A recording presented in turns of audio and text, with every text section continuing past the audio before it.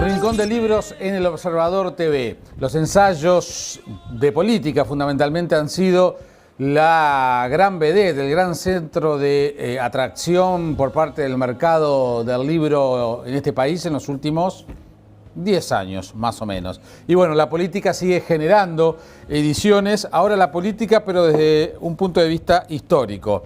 Luis Hierro López fue vicepresidente de la República, senador de la República, pero fue un hombre que en su juventud, cuando ejercía el periodismo, estuvo muy cerca de Juan Pibel Devoto. Ahora, a través de Ediciones de la Banda Oriental, acaba de editar Las Raíces Coloradas, Fundamentos del Partido de Don Pepe Valle. Es un libro de historia, es un libro de historia colorada, de la visión de un colorado, pero que también es un destacado dirigente político del Partido Colorado, que hace una historia colorada del Partido Colorado. Y ahí aparecen todas las figuras, desde Fructuoso Rivera hasta Valle y Ordóñez y un poquito después. Esa es el cerno de lo que es la historia planteada por Hierro López en este libro. Obviamente que, dadas las diferentes líneas internas que ha tenido el Partido Colorado desde su fundación, sus posturas pueden ser muy polémicas. También, a veces, quizás puede pecar Luis Hierro López de tener una visión extremadamente complaciente. Sí, debo confesarles, muy ajustada a la fuente. Ese es un libro muy riguroso y con todas las citas están absolutamente fundamentadas. Entonces, a nivel de fuentes bibliográficas es muy riguroso. Pero no en vano igual pueden ser polémicos algunos juicios. Entonces, como les decía, quizás algunas figuras que tienen luces y sombras, como tienen todos los dirigentes políticos, en este caso, quizás Hierro pone demasiada luz en algunos que tienen otro tipo de personalidad o de cuestionamientos. Estoy pensando concretamente en el caso de Rivera, por ejemplo, que bueno, ha sido un personaje muy cuestionado, y allí Hierro López lo ubica en un lugar fundamental en la historia del Partido Colorado. Y después todo lo que tiene que ver con el capítulo vinculado a José Valle y Ordóñez.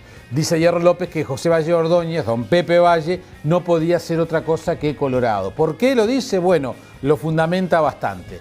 Para los que les interesa la historia política del Uruguay, tiene un muy buen prólogo y muy esclarecedor prólogo del profesor José Rila, el libro de Las Raíces Coloradas, de autoría del profesor, del ex senador y ex vicepresidente de la República, Luis Hierro López. Seguimos con ensayo político, pero vamos a otras tiendas. La editorial Fin de Siglo acaba de editar este libro que de alguna manera se enmarca dentro de lo que es todo el análisis y estudio del MLN Tupamaros. Y justamente este autor se ha venido dedicando a estudiar distintos aspectos de la historia del MLN. Me refiero a Rolando Sasso. Y en este capítulo, en este libro, Tupamaros la derrota, justamente depando a la caída de Sendic.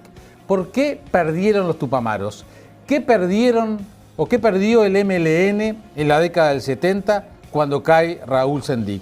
Cuando cae Raúl Sendic, ¿es la derrota de los Tupamaros? ¿Qué pasa con los Tupamaros y la toma de Pando, los errores estratégicos, los traidores? Uno piensa en Amodio Pérez, por ejemplo. Bueno, este libro se enmarca en lo que yo les decía anteriormente de esa historia reciente que está siendo permanentemente estudiada y editada y que ha sido uno de los puntos de mayor interés a nivel del mercado literario y periodístico e histórico uruguayo. Así que para los que les interese la historia de los Tupamaros, la historia del MLN, Rolando Sasso ha venido trabajando mucho este tema, es un conocedor del MLN, maneja las fuentes y entonces hace de interés este libro. Dejemos la política de lado y vayamos a las biografías. También otro género que aquí ha tenido su difusión, pero a nivel internacional ha tenido también una gran expansión el género de las biografías y de las memorias. Ustedes recordarán que cuando se estrenó Birdman, yo les hablé mucho de Raymond Carver y lo que significaba esa película para reflotar y para poner sobre el tapete la vida y la literatura de Raymond Carver. Pues bien, este libro lo compré a 100 pesos en una liquidación, o sea que lo pueden ver por allí, de Editorial Circe. Así fueron las cosas, escrito por Marian Burke Carver, que fue la primera esposa de Raymond Carver. Las memorias de la primera esposa de Raymond Carver, que cuenta en una forma muy cruda, muy directa, la forma en que Carver escribía, todo el efecto del alcohol, lo que era ese temperamento apesadumbrado, esa especie de pesimismo permanente que contagiaba la vida y la literatura de Raymond Carver. Es una visión, es una mirada cargada de la subjetividad que suponen las memorias de una mujer que acompañó a un creador. Fue la primera, no fue la última. Se dice que su última mujer fue, desde el punto de vista literario, más importante para él. Sin embargo, no deja de tener mucho interés este libro de la primera esposa de Raymond Carver. Hace un ratito, aquí en El Observador TV, ustedes tuvieron al autor de este libro, que yo les traía además para recomendárselos porque es una novedad de esta semana, cuando se recuerdan 100 años del genocidio armenio. Editorial Sudamericana acaba de editar Con un perdón me basta, genocidio armenio, un siglo de silencio.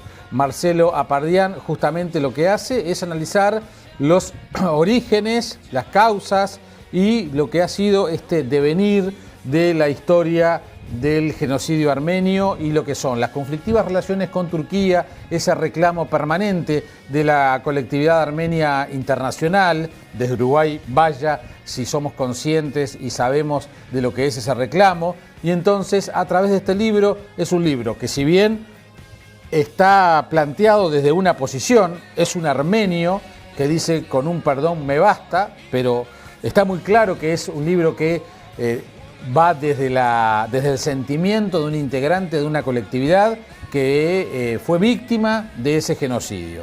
Y bueno, y es un tema de rigurosa actualidad, no solo por el aniversario del 24 de abril, sino porque a nivel de la política internacional el tema del genocidio armenio sigue siendo un asunto de relevancia.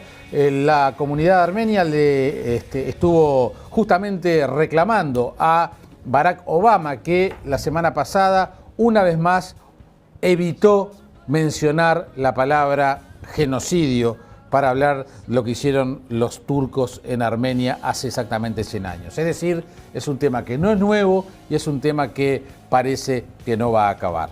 Y para terminar este rincón de libros, una novedad va a ser presentado esta noche en el Sodre. Es la última novela de Claudia Amengual, una escritora exitosa que con esta novela, Cartagena, que obtuvo el premio, fue finalista del premio Anagrama de novela.